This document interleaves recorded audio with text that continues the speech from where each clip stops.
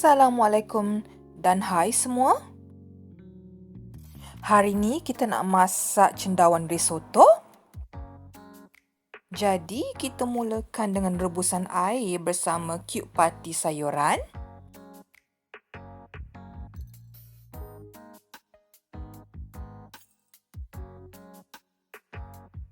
Sekarang kita belah cendawan tu separuh. Cendawan dalam bahasa Finnish atau Finlandia dipanggil sieni.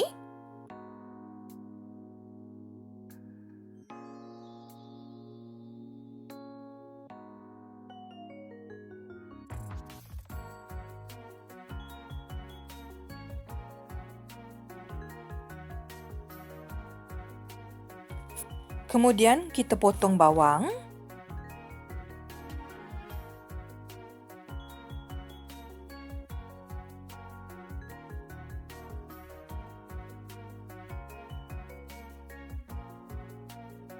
Jangan lupa untuk memeriksa broth tadi.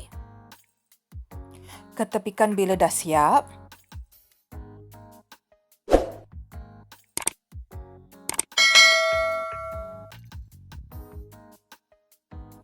Dalam periuk lain, panaskan majerin.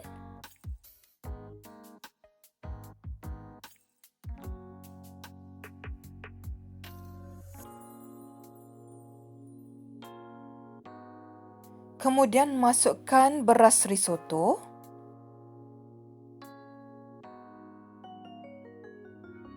Campurkan separuh daripada broth tadi.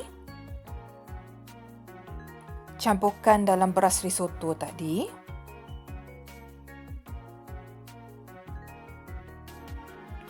Kacau dan biarkan mendidih dalam 10 minit.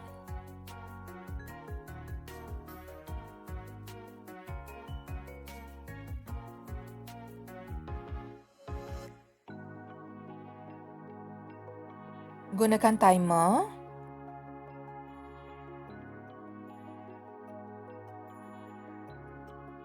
Dalam kuali, panaskan atau cairkan 15 ml majerin.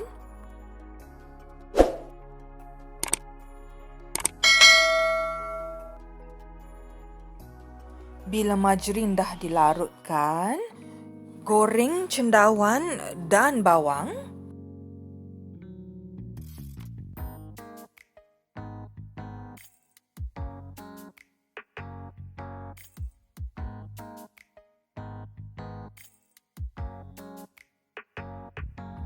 Masukkan garam secukup rasa.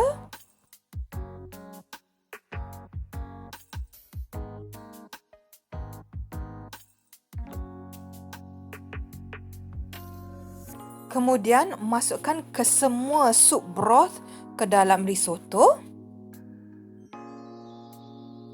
Kacau dan biarkan risotto itu menjadi lembut.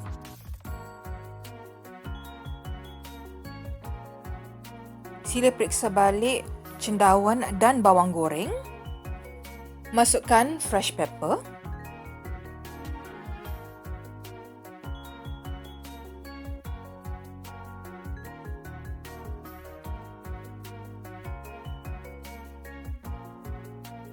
Kemudian campurkan kesemuanya ke dalam risotto yang telah dimasak tadi. Masukkan parutan keju parmesan secepat mungkin.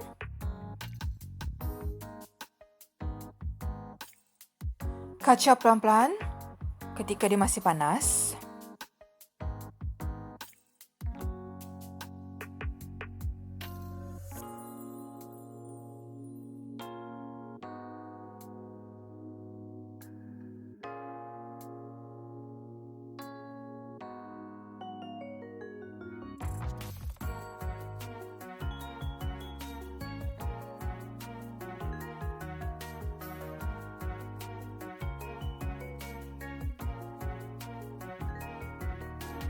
Hidangkan segera. Terima kasih kerana sudi menonton.